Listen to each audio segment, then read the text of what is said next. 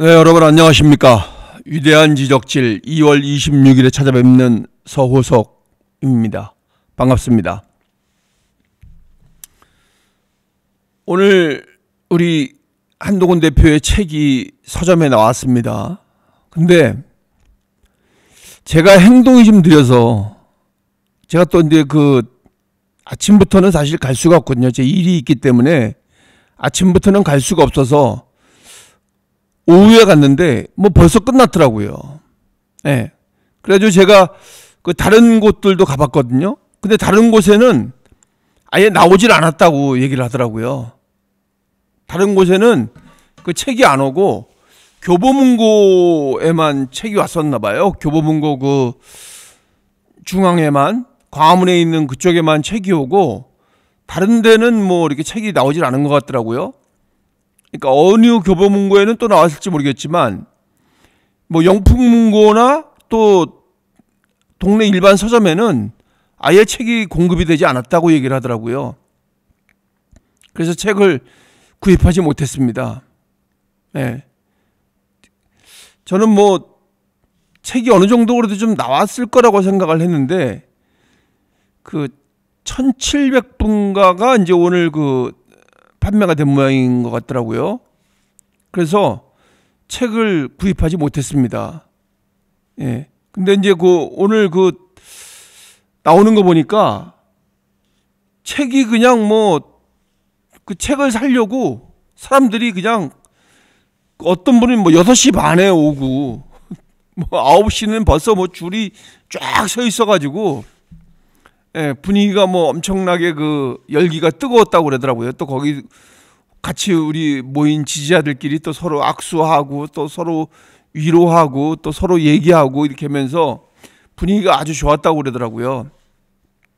그래서 저는 오늘 책이 나오면 다른 서점에서 또 이런 데서 충분히 살 수 있을 거라고 생각을 했는데 책이 아직 그렇게 준비가 되지 않은 모양입니다.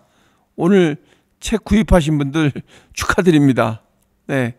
아침부터 고생하셔서 책 구입하셔서 또 이렇게 그런 마음으로 성원을 보내주신다는 게 정말 감사하다고 생각을 합니다. 저는. 네.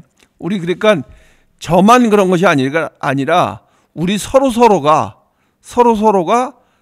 서로에게 감사한 그런 마음이 오늘 드는 그런 하루였던 것 같습니다. 왜냐하면 같은 생각을 가지고 있고 또 바른 생각을 가지고 같은 목표를 지향을 하고 있기 때문에 우리가 서로에게 그런 마음을 전하는 게 아닌가 싶습니다.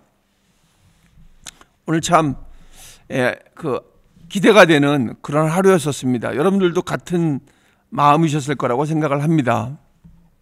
네, 고맙습니다. 오늘은 제가 지금 우리나라에서 일어나고 있는 문제에 대해서 일부분에 대해서 말씀을 드려야 될 것 같아서 제가 이 말씀을 꼭 드려야 될 것 같아서 말씀을 드리겠습니다. 물론 연관되어 있기는 합니다만 그래도 우리가 알아야 될 것 같아서 여러분들께서 좀 아시고 제 얘기를 들어보시고 판단을 해 보시기 바라겠습니다. 현대제철 당진에 현대제철소가 있습니다. 근데 이제 거기 현대제철소에 많은 공장들이 있는데 거기 일부 공장이 이제 직장을 폐쇄했다고 합니다. 내년 강판 공장인가? 자동차 이제 우리 위에 뚜껑 덮는 거 있잖아요. 자동차 앞에 본넷이나 이런 데 쓰는 그런 강판을 만드는 공장인데 거기 직장을 폐쇄했다고 하더라고요. 근데 이제 폐쇄한 이유가 민주노총이 현대자동차하고 동등하게 우리 성과급을 줘라 이렇게 이제 요구를 해서 회사 측이 이제 그거를 회사 사정상 들어줄 수가 없으니까 노조에서는 민주노총에서는 계속 파업을 하고 또 회사에서는 도대체 답이 없으니까 회사 측에서 쓸 수 있는 그런 법적인 테두리가 이제 그 직장 폐쇄라는 그 조항이 있나 보더라고요. 그래서 그 직장을 폐쇄시켰다고 합니다. 말 그대로 직장이 폐쇄되면 일할 곳이 없게 돼버린 거죠. 그러니까 생산이 중단되는 거고 그냥 문 닫아버리는 겁니다, 공장이. 이게 무슨 서로에게 얼마나 안 좋은 결과입니까, 이게. 지금 어려울 때 서로서로 이렇게 좀 도와가면서 서로서로 양보할 건 양보해가면서 같이 이렇게 살아가는 방법을 모색을 해야 되는데 그냥 끝까지 밀어붙이다가 내가 뭐 나라에 어떻게 되든 말든 회사가 어떻게 되든 말든 내가 챙겨야 될 거는 챙겨야 되겠다고 해서 그냥 끝까지 파업하고 막 요구하고 그러니까 회사가 그냥 알았어 그러면 나도 문 닫을게. 나도 뭐 더 이상 방법이 없어. 해고 그냥 문 닫아버린 겁니다. 그러면은 서로 양보해서 좋은 방향으로 했으면은 그동안 누리던 거나 좀 누려갈 수 있잖아요. 뭐 사정이 좋아질 때까지. 근데 더 무리한 요구를 하다가 문을 닫아버린 겁니다. 지금 일부분이긴 하지만 그 1953년도에 이제 회사를 창립했다고 합니다. 그 창사 이래 처음 있는 일이라고 합니다. 그 회사가 그만큼 어렵다는 거죠. 어렵다는 그 반증입니다. 다행히 그 회사가 손해를 보는 상황은 아니었었나 봐요. 그런데 여기서 생산하는 그 물량이 하루에 18,000톤을 생산하고 있다고 합니다. 뭐 말이 18,000톤이지 뭐 엄청난 양이죠. 그런데 그 18,000톤을 생산을 하면 그걸 쌓아두지는 않을 거 아닙니까? 계속 판매가 될 거 아니에요. 그죠? 그러면 회사로서도 이제 뭐 이득이 나고 뭐 회사로서 이득이 난다 해서 그게 뭐 누구 한 사람이 다 가져가겠습니까? 어차피 거기 일하는 사람들하고 우리의 그 사회가 공동으로 다 이렇게 그냥 나눠 먹고 쓰는 거잖아요. 거기에 딸린 모든 것들 있잖아요. 뭐 식당도 있고 뭐 거기에 하다못해 그 회사에 뭐 종이를 납품하는 회사도 있을 것이고 뭐 식자재를 납품하는 회사도 있을 것이고 그럼 모든 사람들이 다 그 이익을 본 가운데서 먹고 살아야 되는데 민주노총이 자기네 지금 더 해달라 그래가지고 우리가 지금 더 먹겠다 그래가지고 계속된 요구를 하니까 회사에서는 그냥 아이씨 문 닫아버려 이렇게 하고 닫아버린 겁니다. 이게 얼마나 이게 서로한테 손해입니까? 지금 우리 같으면 그렇게 결정을 하겠습니까, 여러분? 왜냐하면 지금 회사에서는 그 내가 회사 편을 드는 게 아닙니다, 절대. 회사에서는 이제 지금 그 이익이 얼마나 났다, 뭐 적자가 얼마나 났다 그런 거를 숨길 수가 없어요. 왜냐하면 그 노동조합에서 다 그 자료를 요구하기 때문에 얼마 남은 거 이런 거 다 알고 있거든요. 그러면은 거기에 맞춰서 서로 윈윈하는 방법을 택해야 되는데 나 혼자만 잘 먹고 잘 살려고 그런 요구를 했다는 겁니다. 더 자세한 거를 제가 말씀을 드리면 민노총이 이제 성과급을 하도 달라 그러니까 월급 말고 성과급. 그러니까 월급 이외에 돈을 더 달라 이거죠. 월급 이외에. 그래서 이제 노조가 하도 요구를 하니까 노조라고 그러기에는 민노총이라고 이제 얘기를 하는 게 더 나을 겁니다. 민주노총. 그 민주노총 노조가 이제 돈을 달라니까 회사에서는 기본급 450%. 그 450%에다가 거기다가 또 더하기 1,000만 원 해가지고 1인당 2,650만 원을 준다고 이제 한 겁니다. 회사에서. 지금 우리 사정상 이거밖에는 줄 수가 없다. 여러분들이 지금 이해를 해달라. 그래서 2,650만 원씩 회사에서 주겠다 그랬는데 지금 여기 노조에서는 택도 없는 소리 하지도 마라. 4천만 원씩 줘라 이렇게 요구를 한 겁니다. 2,650 회사에서 준다 그랬는데 그거 말도 안 되는 얘기 하지 말고 4천만 원 달라고 한 겁니다.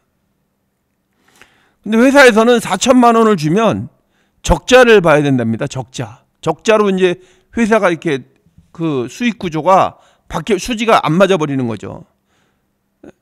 그러니까 그냥 똔또이도 모자라서 회사가 적자 상황으로 바뀌는 겁니다. 그러니까 회사에서는 도저히 그걸 할 수가 없으니까 그냥 문 닫아버린 겁니다. 이거는 그러니까 서로 악순환을 초래하는 거죠. 악순환. 거기에 관계된 모든 것들이 다 여파가 갈 겁니다. 아마. 거기에 관계된 것들이 한두 개겠습니까? 거기서 나오는 돈을 가지고 먹고 사는 사람들이 한두 명이겠냐고요. 그런데 공장이 문을 닫아버리면 이런 결과가 생기는 겁니다. 근데 이런 결과가 왜 생겼냐? 이 민주노총의 과도한 요구 때문에 2,650만 원 준다 그랬는데 그거 안 되니까 그거 모자라. 더 줘야 돼. 그래서 4천만 원 달라고 그런 겁니다.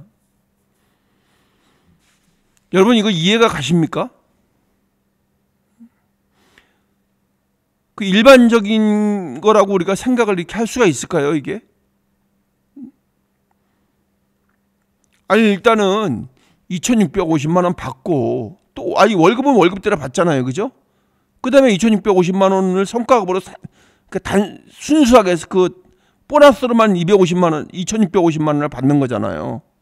그럼 그거 가지고 생활하고 그렇게 하면서 또 이렇게 열심히 해서 회사가 나아져서 좀 더 요구하고 이런 식으로 가야지 이런 선순환이 이루어지는 건데 회사가 망하든 말든 거기에 관계된 사람들이 망하든 말든 자기는 상관이 없다 이거죠. 이게 큰 틀에서 보면 고기 그 당진만 그렇지만 이게 크게 보면 그냥 나라가 망하든 말든 다른 사람들이 굶어 죽든가 말든가 자기네 돈만 챙기겠다는 얘기입니다. 이게 민주노총이. 지금 그 미국에서 한국산 철강에 관해서 25% 이제 관세를 매긴다 그랬단 말이에요. 그러면은 미국 사람이 10,000원에 받아보던 거를 12,500원에 이제 받아봐야 되는 거예요. 그러니까 원가가 그냥 25%가 더 늘어나 버린 겁니다. 이 회사 입장에서는 그 세금 때문에. 그래서 이제 이 한국산 철강에 관해서 그러니까 너네 외국 나라 거 쓰지 말고 미국 거 쓰라는 얘기죠. 트럼프는. 그거는 그냥 미국 입장에서 봤을 때는 자기네 거 뭐 보호하겠다는데 뭐라 그러겠습니까? 그렇지만 거기에다 수출을 해서 먹고 살아야 되는 우리나라 입장에서는 굉장히 힘든 거죠. 그렇다고 또 우리 맘대로 할 수도 없고 우리는 이 구조상 이 산업 구조상 수출을 해서 먹고 살아야 되는 나라잖아요. 우리가 뭐 특별히 가진 게 없으니까. 그러면 결국은 열심히 일해서 먹고 살아야 되는 나라라는 얘기입니다. 그러면 다 똑같이 열심히 일을 해서 먹고 사는데 일은 다 똑같이 해놓고 자기네는 지금 돈 더 달라는 얘기예요. 자기네가 무슨 뭐 특별히 일을 더 한 것도 아닌데 다 똑같이 해놓고 거기다가 또 뭐 야근도 안 하잖아요. 또 예? 이재명이 시켜가지고 주 52시간 이상 일 안 하잖아요. 그러니까 일은 안 하고 돈은 더 달라고 하고 이게 무슨 개 같은 경우냐고요 이게. 그러니까 우리가 지금 그냥 뭐 이런 경제적인 용어로 얘기를 하니까 그렇지 뜯어보면 이렇다니까요. 뜯어보면 열심히 일해서 돈을 더 달라는 게 아니라 일은 나 지금 그 우리 쉴 거 쉬어야 돼. 무슨 그렇게 일만 열심히 해라 그래. 그래서 일은 안 하고 그다음에 나 놀으려면 돈 필요해. 그 좀 돈 좀 더 줘. 내가 일을 안 했어도 그 보너스로 좀 더 줘. 2,650만 원 갖고 안 돼. 4천만 원 내놔. 이게 무슨 이게 강도가 할 짓이지 이게 무슨 이 직장인이 할 짓입니까? 결국은 문 닫아버렸잖아요. 폐쇄시켜버렸잖아요. 언제 문 열지도 몰라요. 왜냐면 계속된 요구를 하고 있으니까. 그러면은 결국은 자기네도 손해, 회사도 손해, 다 손해 보는 겁니다. 결국은 우리 그 사는 말 있잖아요. 이러다 다 죽어. 다 같이 망하는 거예요, 그냥. 지네만 망하면 괜찮은데 거기에 관계되는 다른 업종들까지 다 망하게 만드는 겁니다. 이런 민주노총의 과도한 요구가, 헛맹랑한 이 막무가내식 요구가 우리 국가를 멍들게 만드는 겁니다. 지금 내가 체감할 수는 없지만 우리가 알고 있는 누군가는 피해를 보고 있는 겁니다. 그 그 공장이 폐쇄되는 바람에 누군가는 어떤 다른 계획을 세워야 된다니까요. 거기서 나오던 게 안 나와버리면. 더 세밀한 거는 이제 무슨 뭐 따져봐야 되겠지만 어쨌든 지금 겉으로 드러난 것만은 이거는 뭐 사실입니다. 근데 민주노총이 이거 누구 믿고 이러겠습니까? 누구 믿고? 이재명 대표 믿고 이러는 거예요, 지금. 이재명하고 이 민주당 못된 것들 믿고 지금 이렇게 이런 짓을 벌이고 있는 겁니다. 왜냐면은 이재명 대표가 얘기했잖아요. 기본사회. 일 안 해도 그냥 뭐 다 돈 준다 그랬잖아요. 그거 보면 이거 이재명 대표한테 배워서 하는 짓거리예요, 이게 지금. 일 안 해도 돈 준다 그랬으니까 자기네도 일 안 하고 돈 달라고 욕을 하는 겁니다. 이게 우리나라를 멍들게 하는 겁니다, 여러분. 우리가 한번 이런 거를 깊게 생각을 해봐야 됩니다. 그냥 무슨 뭐 저들이 하는 게 잘못됐다는 게 아니라 이런 것들이 다 잘못된 거잖아요. 그냥 상식적으로 생각을 해봤을 때. 지금 왜냐면 이 사람들이 하는 짓이 얼마나 웃기냐면 여러분들 중에 혹시 그 경찰하고 싸워보신 분 있으세요? 경찰하고 싸움되는 거는 말도 안 되는 얘기고, 만약에 우리가 지금 경찰이 뭔가를 하려고 했을 때 경찰이 만약에 신분증 달래잖아요. 신분증은 달래거나 무슨 뭐 우리한테 뭐를 요구를 했을 때 우리가 그거 거부하잖아요. 그러면은 공무집행으로 바로 그냥 넣어버리잖아요. 그래서 우리가 거기 벌금 받고 뭐 아니면은 뭐 더하는 것도 당해야 된다니까요. 끽소리 못하고 우리가 뭐 당한다는 게 좀 말이 우습긴 하지만 끽소리 못하고 우리는 그런 처벌을 받는다니까요. 경찰의 요구에 불응하면 공무집행 방해로 한단 말이에요. 근데 우리가 뻔히 봐왔잖아요. 민주노총 이 사람들은 경찰 뭐 막 방망이 갖고 두드러 패고 경찰차 다 부셔버리고 이래도 다 그냥 뭐 무죄. 아무런 처벌도 받지도 않아요.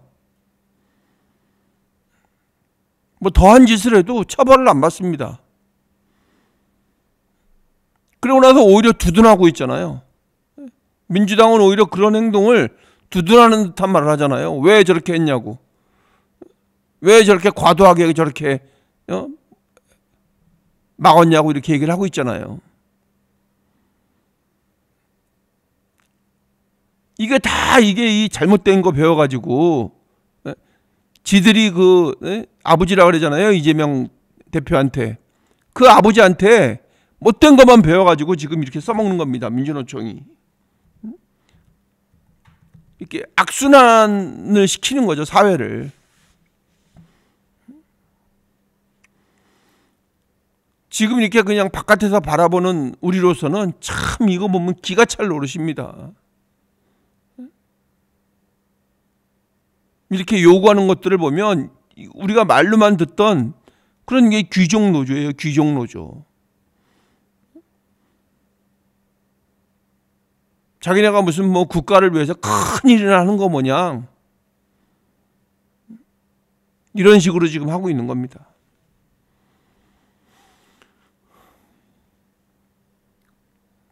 저는 이게 저 사람들이 저럴 수가 있는 게 다 이재명하고 민주당 믿고서는 저러는 것 같아요. 왜냐면 자기네들이 무슨 짓을 해도 다 옹호해 주거든요. 괜찮다 괜찮다 그러고 오히려 사법기관을 가지고 뭐라 그러잖아요. 지금 저 사람들이 나라를 이런 꼴로 만들어가고 있는 겁니다. 그러고 나서 오늘 이재명 대표가 법원에 이제 그 결심 공판에 출석하면서 말을 했더라고요. 세상의 이치라는 게 상식대로 간다고 얘기를 했어요. 참 가당치도 않은 말이죠. 그러니까 이 말은 누가 해야 되냐면 우리 한동훈 대표가 이런 말을 해야 되는 겁니다. 그러니까 이재명 대표는 이런 말을 할 자격이 없어요. 어디다가 상식을 얘기를 합니까? 본인이 상식적이지 않은데 사람들한테 상식적인 이치를 얘기하는 게 이게 얼마나 우스꽝스럽고 적반하장적인 얘기잖아요. 지금 이런 모습을 보면서 저는 얼마나 짜증이 나고 얼마나 꼴보기 싫은지 아주 그냥 말하는 것 자체가 아주 그냥 재수없어요 진짜. 그러니까 지금 우리나라를 자기 입맛에 맞게끔 자기 입맛에 자기를 지지하는 사람들 그 입맛에 맞게끔 싹 이렇게 건드려주면서 전혀 상식적이지 않은 얘기를 하고 있는 겁니다. 그게 보면 이재명 대표나 지금 뭐 정광훈 목사나 다 똑같은 사람들이에요. 다 자기네 지지하는 사람들 거기에 입맛에 맞춰서 그냥 얘기해 주는 거예요, 그냥. 근데 그게 상식적이지도 않고 국가 발전에도 전혀 도움이 안 되는 거죠. 그냥 자기 개인적인 감정, 사적인 감정에 얽매여서 계속 그렇게 말과 행동을 일삼고 있는 겁니다.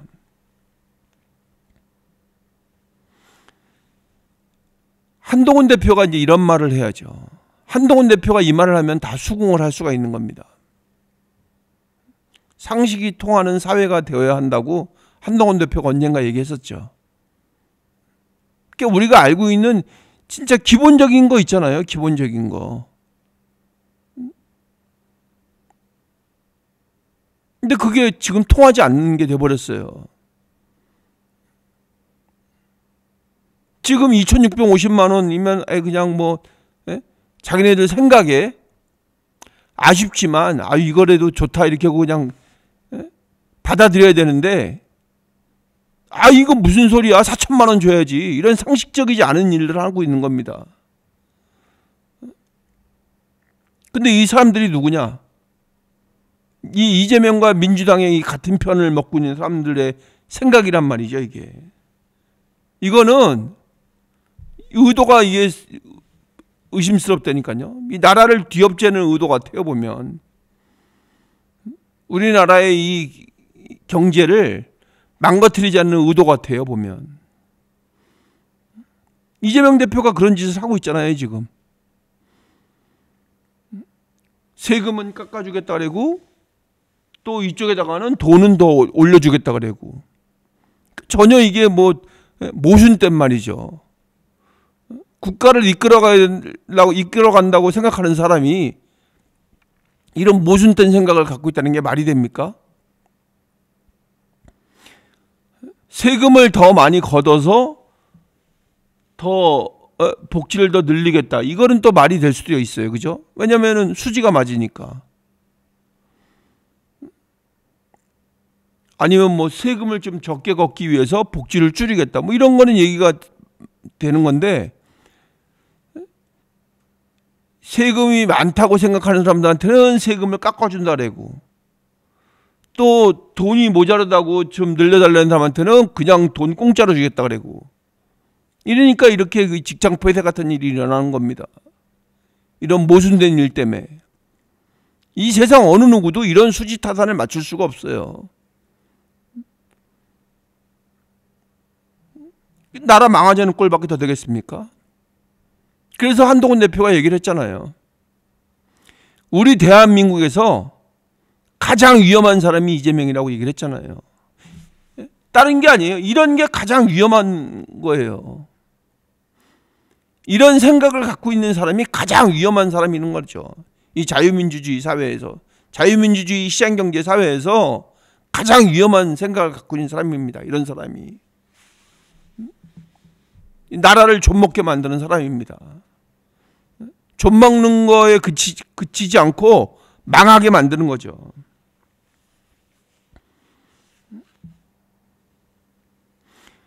죄를 지으면 당연히 벌을 받아야 되는 게 우리가 서로 약속해 온 거잖아요. 법이라는 걸 통해서. 그런데 자기는 그 법의 예외라고 생각을 하고 있잖아요, 지금. 이재명 대표, 윤석열 대통령, 김건희 여사. 그러니까 그런 그 집단 이기주의랑 이 사적인 감정에 얽매여 있어가지고 나라를 제대로 끌고 가질 못하는 겁니다. 그러니까 이제 이 나라가 이렇게 지금 같은 이런 암울한 상황이 도래한 겁니다. 그리고 나서 이재명 대표하고 윤석열 대통령은 서로 얘기를 합니다. 네 죄를 알렸다. 서로 얘기를 해요.